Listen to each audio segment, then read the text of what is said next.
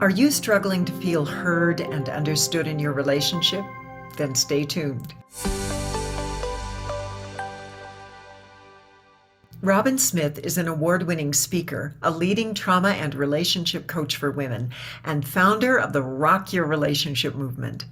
Inspired by her own thriving 20-plus year relationship with her husband, she is helping thousands of women transform from frustrated to fulfilled by creating deeper, loving, and conscious connections for greater life satisfaction and happiness. She helps her clients unwind the layers of complex trauma and dysfunctional patterns that have interfered with their ability to enjoy ease and harmony in their relationships with others and themselves so they can feel connected, happy, and whole. I am so excited that you're here, Robyn. This is such an important topic for so many of the women that I serve, and I'm really ready to dive into this with you. So, welcome. Thank you, Misa. It's an honor to be with you. Well, talk with us about what's possible for us when we do have good communication, and why is that so important? I think we get a sense of why it's important, but tell us why you see in working with people. Why is that so important? Yes. Well, the main thing I see is because everybody I know wants to be seen and heard and understood. And so often our communication patterns, habits kind of miss the mark on that. And we feel the opposite. We feel like we're getting missed, we're not getting heard, no one's understanding us.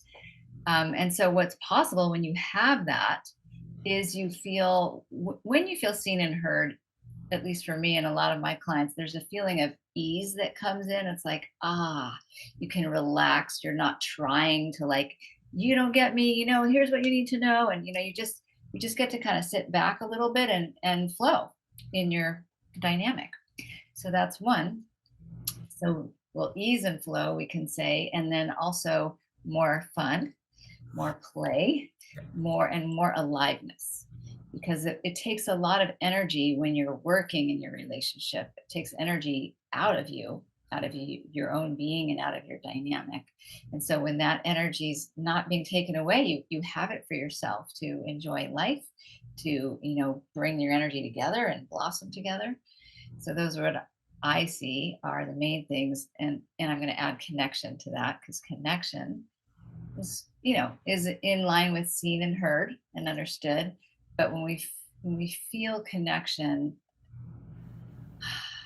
it's what we're all longing for. It's really depth and intimacy and connection. Those variations on that are what we're all, I think, ultimately longing for, and what we're here to experience in the world as humans, because we're social beings. So that's what's possible.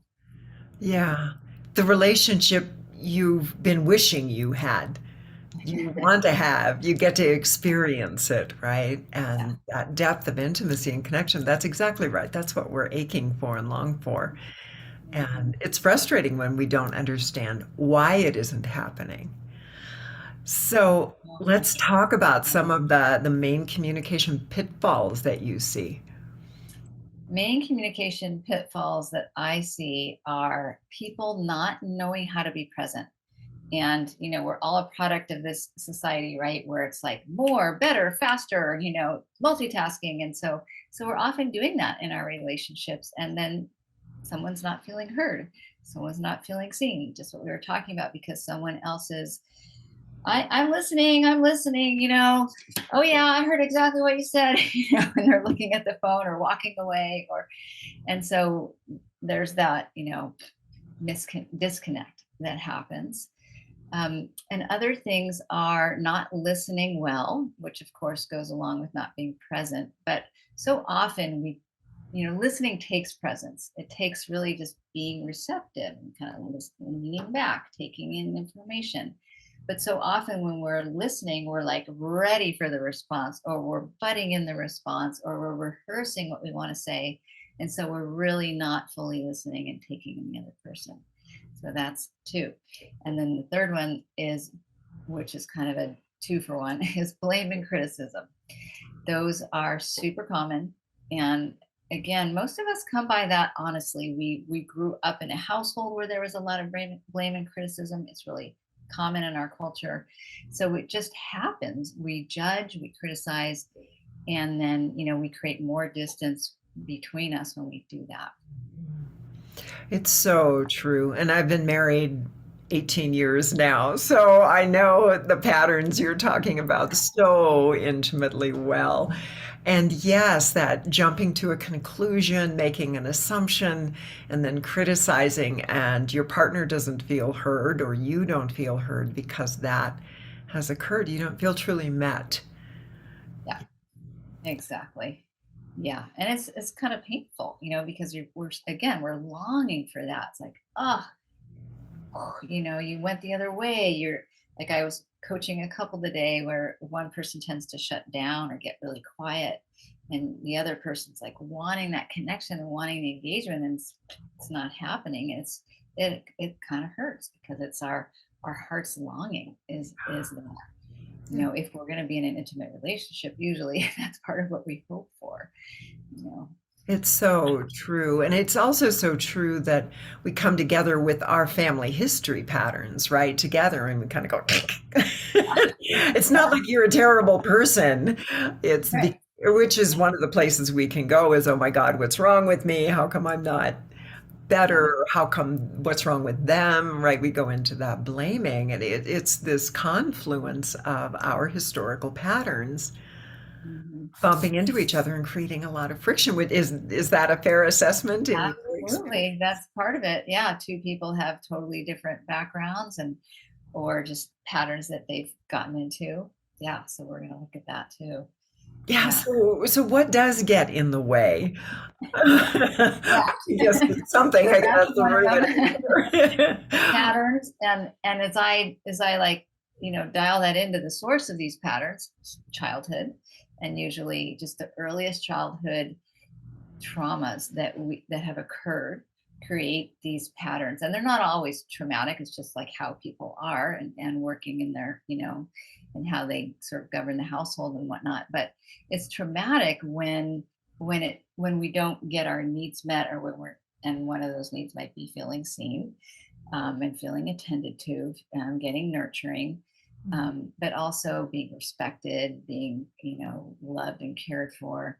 So many things, such a huge variety of things can happen in childhood that most people don't think of as trauma, because when we say trauma, we think sexual abuse or physical abuse, and for sure those are traumatic for everybody. And then there's, so many other things, like mom was in the hospital when you needed to be nursing and so you didn't get to nurse, or your parents were arguing when you were in the womb, so there was this energy of like conflict all the time, or somebody was in prison, or your childhood, your sibling was in the hospital and so you didn't get enough attention, or they were always concerned about her, or, there's just so many things that could happen, let alone if you were, there are a lot of demands placed on you. You were taught that you weren't enough unless you were a star student, and that's, star football player, or you were, punished a lot. So there's such a huge array of things that can happen, and all of those affect our sense of self, because we are developing our sense of self when we're little, and it's our identity. And so how we see ourselves, who we think ourselves to be in the world and in relationship, all gets laid down in those early years. And so when we have these early situations, these traumatic events, or chronic, long-term, difficult experiences, then, we carry that with us. We're still working it out. It's still part of who we are until we unwind it. And so then that affects how we relate to people, and of course communication is a key element of that.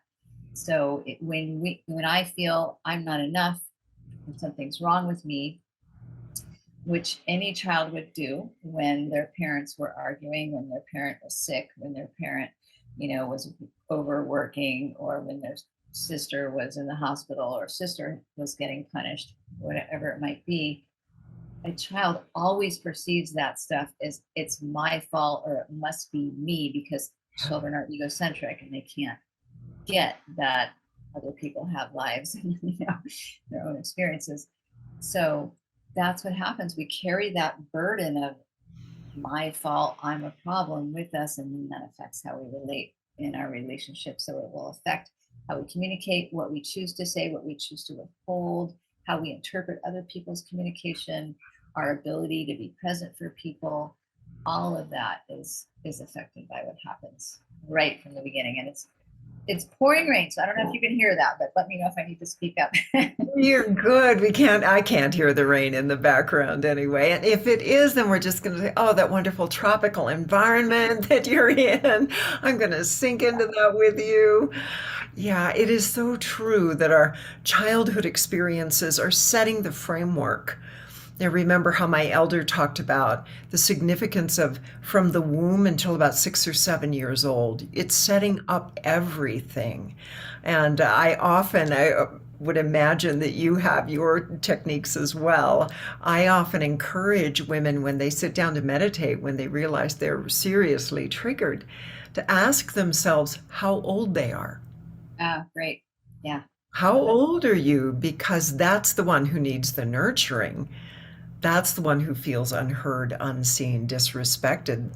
And then once that love and compassion is there, it's a lot easier to go back into the relationship a little more fulfilled, a little more like an adult, right? Because when I watch my patterns, it's like, oh my gosh, wait a minute, how old am I here? Because that's not a 60-some-year-old woman talking, and my husband finds he does the same thing. It's like, oh my gosh, wait a minute, that must be about nine, you know? That's such a great question, Lisa. Yeah, I love that you're doing that.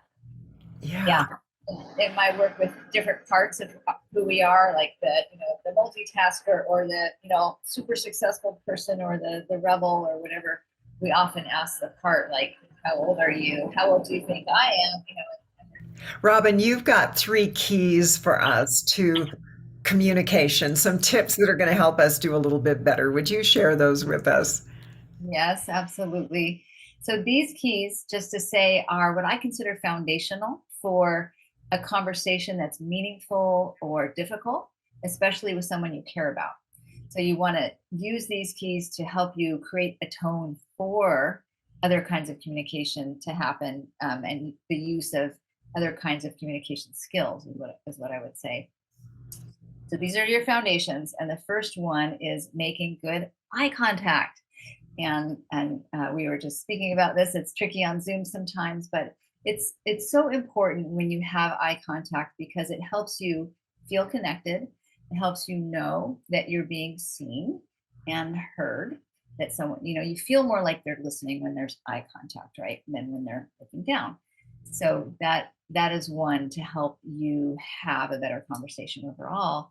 And sometimes it may be you that you feel like you can't make good eye contact. It may be really difficult for you. You may feel scared by it when you make eye contact. So I just want to say that and let you know that there's nothing wrong with you, that's for a lot of people, it's really normal and it's often rooted in early childhood trauma. So one thing I suggest to people is if you know that's something you want to be able to do, but you're challenged by that, is to just let those people know, especially who you're close with, that you're doing your best and it affects them, and you're working on it. And I would highly recommend that you do work on it, that you get some help with whatever is so threatening about making eye contact for you, because that will allow you to have a deeper connections with everybody. So that's number one. And number two is to get consent from the person you would like to have this important conversation with. Because if you want to make a good connection, you want to make sure they're available for you, not only physically, but emotionally. So, because sometimes people, have already a lot going on. Maybe you're catching them at the end of the day and they're coming in from work exhausted, or maybe they had a hard day and they're overwhelmed or they're really frustrated. And you don't want that coming into your conversation. As best you can, control it. So when you get consent, you say, hey, are you available for this? If not now, then when? Let's make a time. Then you're both coming in with the knowledge that what you're going to do, and you can prepare yourselves energetically. And sometimes something's urgent and you don't have that luxury, but when you do, I recommend it. So, so let's move on to number three, which is the flip side. So when you check in with yourself, so not checking with the other person's availability, but with your own. So checking, am I available for this conversation right now? Am I able to be conscious and aware? Am I overwhelmed with emotion already? Am I over, fatigued or super hungry where I'm not gonna be able to focus? So all those things are taking care, right, of the scene, of setting the tone so that you are setting yourself up well to then use your good communication skills to, have this conversation.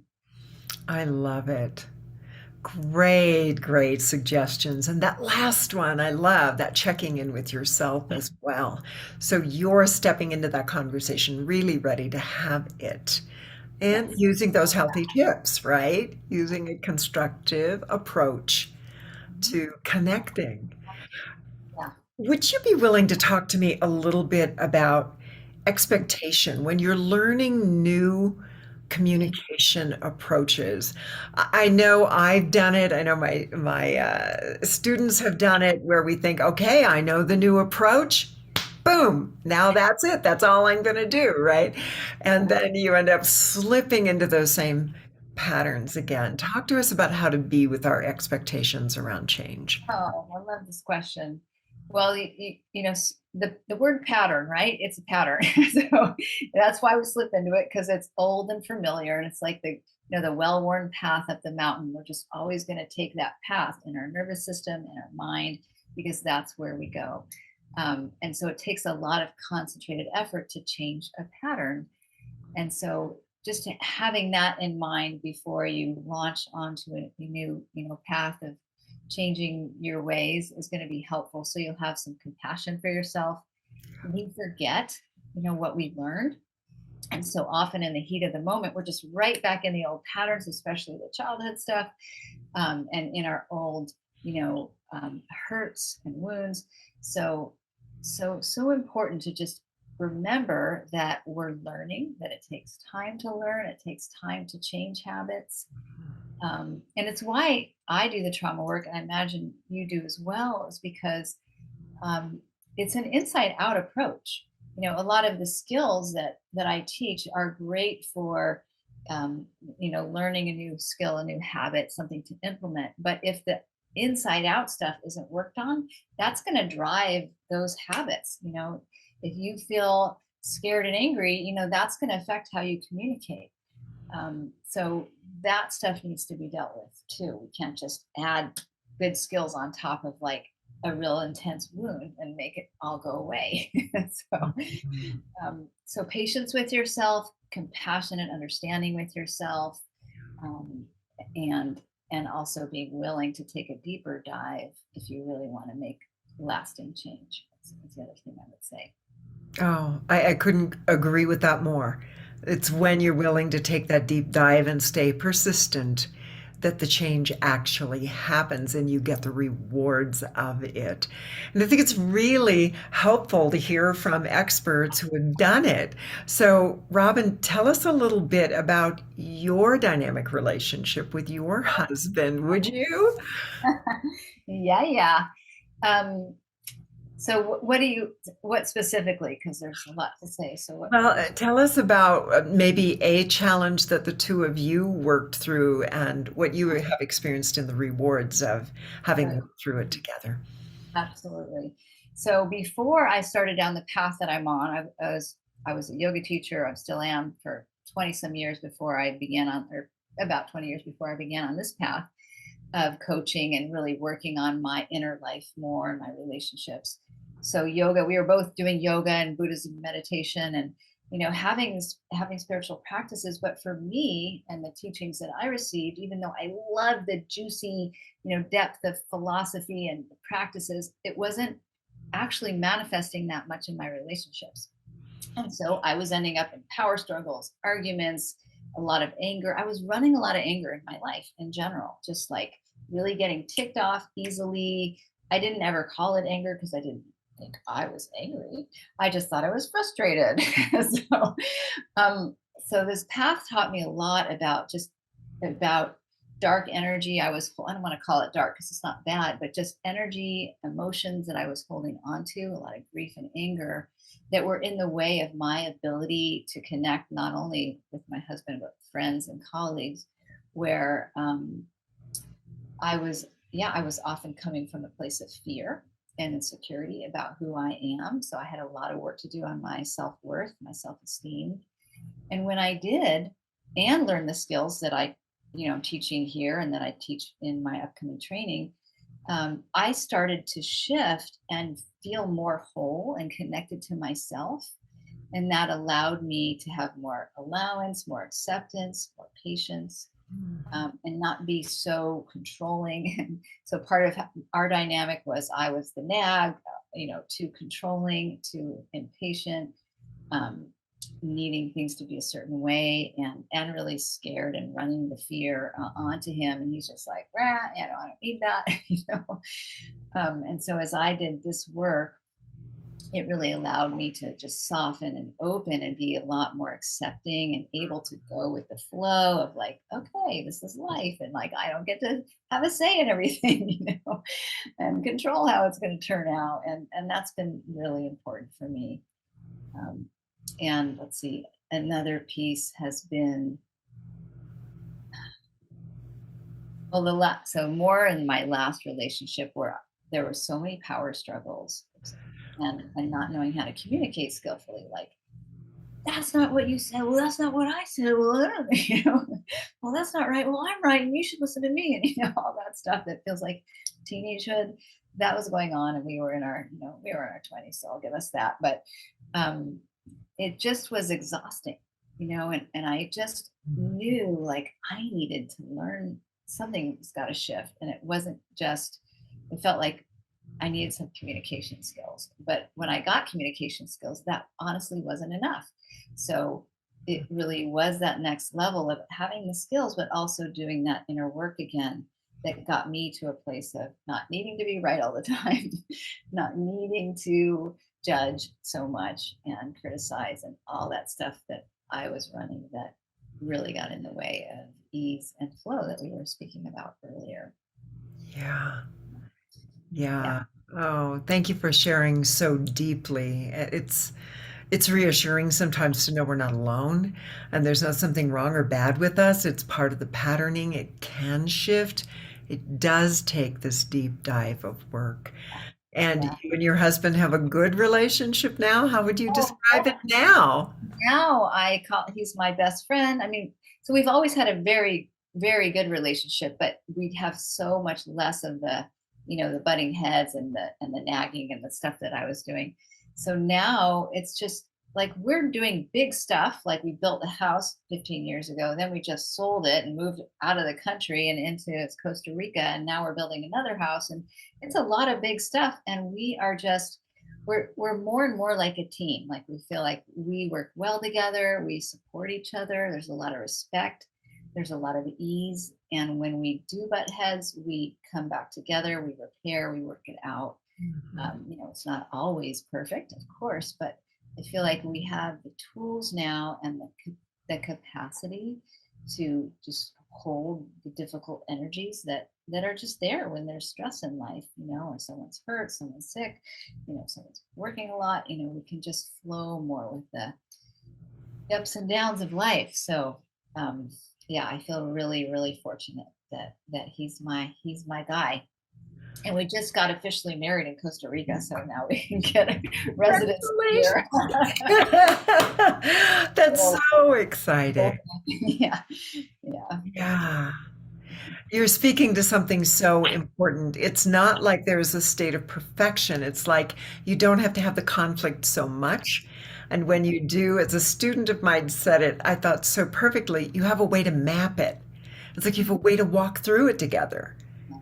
And yes, that means it doesn't have to last so long and be so devastating. You go, oh, here we are. Oh, we know this.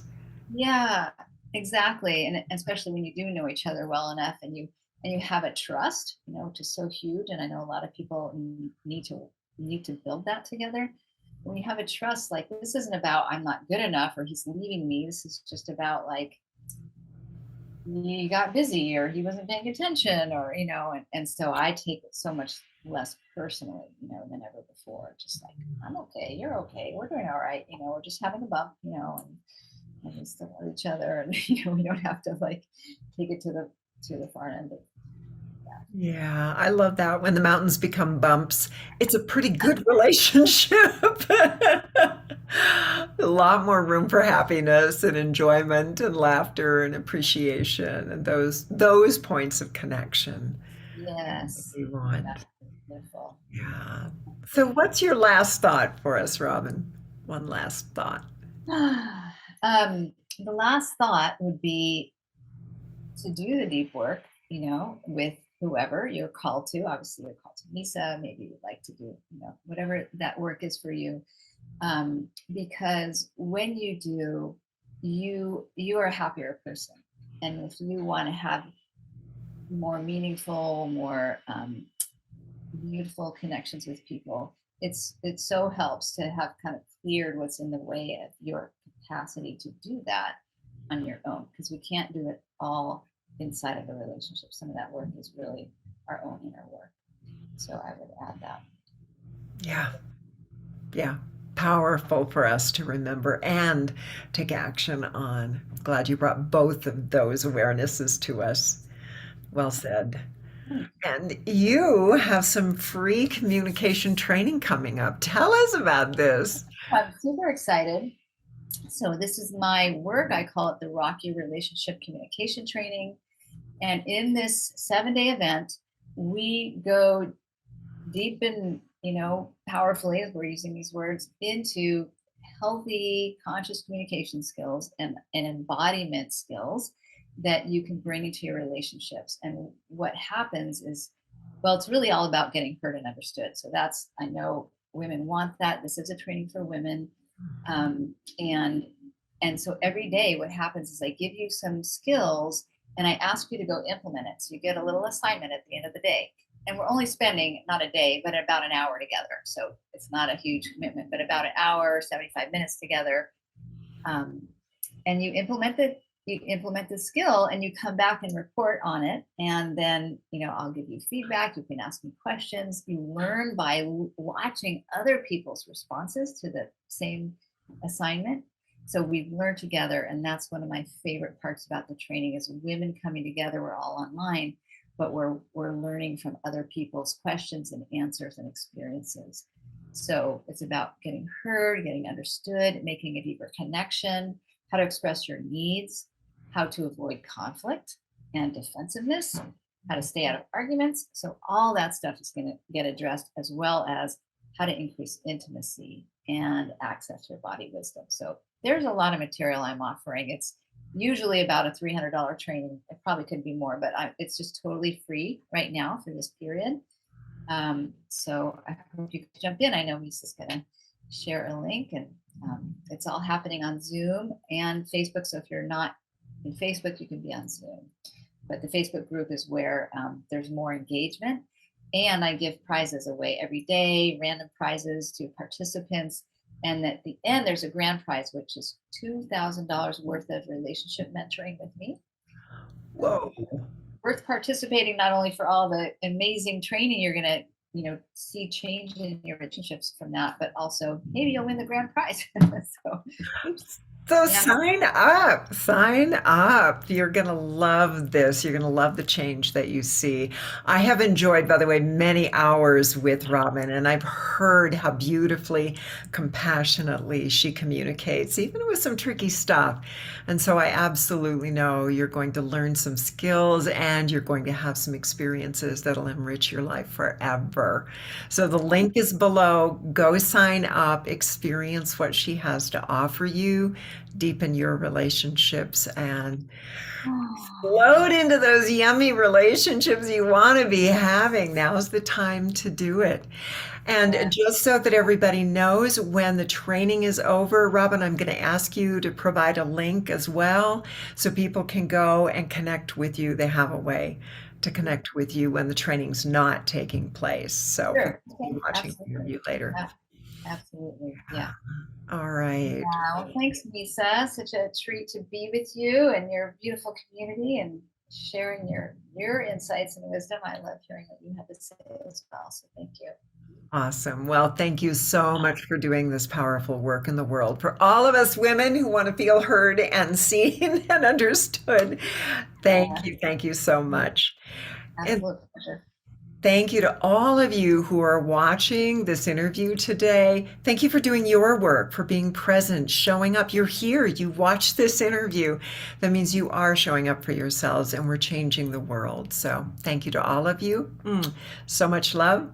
See you next time.